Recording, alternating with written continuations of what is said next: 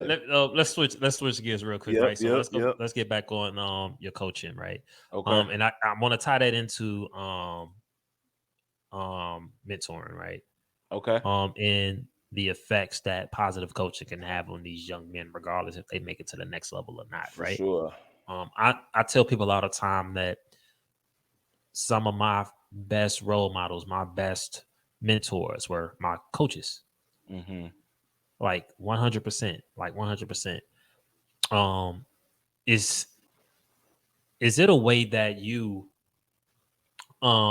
convey, or should I say, I don't want to say adapt, but let's say integrate. Is there a way that you integrate just your nurturing and caring and mentorship to these players alongside with coaching? Because I know a lot of times that goes a long way with a lot of these players. A lot of these players come from different. They come from different households. They come from different communities, Mm-hmm. different surroundings. You know what I mean? It's a whole different beast that they deal with outside of the gym, outside of the game. Mm-hmm. So them coming into your gym, them coming, them coming to you to coach them and things of that nature, it hits different for them. Right. Can For you sure. tell me? Yeah, can you tell me how that affects you? It's not just the coach, but the many hats that you have to wear as a coach. Because I don't think a lot of people understand that. They think you Nah. just, that you draw up a play, you have practice, you coach in the games. And it's like, all right, I'll see y'all next week at Yeah. practice. Yeah. Yeah. Yeah. But you got No. a lot of times coaches got to be the coach. Sometimes they got to be stand-in dads. Like Yeah. No. For sometimes sure. they got to be the mentor. They got to be the older brother, the pastor. You Yeah. got to be all these different hats, right? Yeah.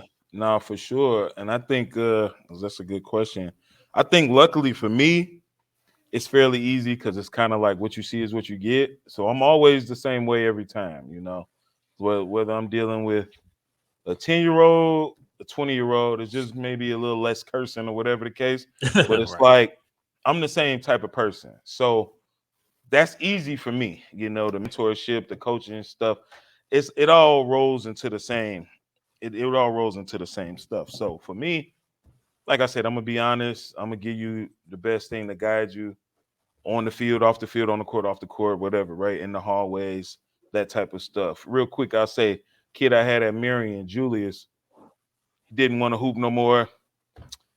Didn't really want to go to college. Smart kid though, super smart kid. Marion Catholic, graduating 3 point whatever. Not really a college kid. Don't really care. His pops worked in a union somewhere, making decent money and stuff. I said, hey man, look, don't go waste nobody's money going to school. Let's figure this out. Holler at pops. Me and him talked to his pops. Pops got him a job his senior year, working with him, making a nice chunk of change his senior year. That kid now is up reselling shoes, got his own little business, online store and stuff. Yeah. And he just told me he was thinking about going to school for some stuff. And I'm like, yo, bro, that's the way you play it.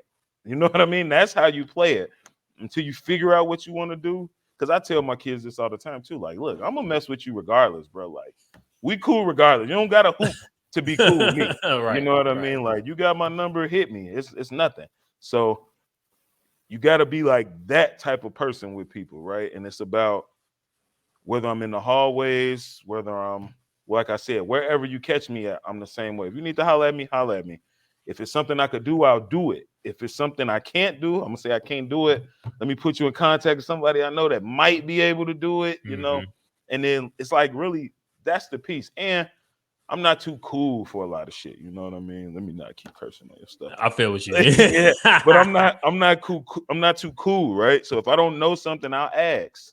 If I don't know something, you asking me for help. Hey, bro, I don't know how to do that. Let me figure it out. I never fixed on a car in my life.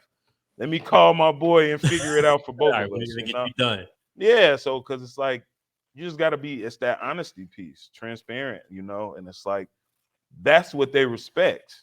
Because kids hit me after they graduate. Man, Fabe, you told me this. And I said, I already know, bro. It's cool though. What's up now? What can we do? Let's fix it now. Let's get on it now. We can't go backwards, so we moving forward. So, and I don't think it's enough people in that role or Yeah. enough people with the right motives. I'm lucky enough to be getting paid to do what I enjoy doing Yeah, because I used absolutely. to do a bunch of jobs that I hated, and now I'm just worked myself into a position where it's like, okay, every day I can wake up, I can positive with my time. I don't hate going to work in the morning. I get off work, I go to another job. I love that. I spend my spare time doing something else that I love. So it's like it can make sense, but you just got to work it. And there's some stuff I've been at for a little minute too. So it's just really starting to make sense for me too. So who people that's doing it out there, you got to stick with it, and it'll come together for you.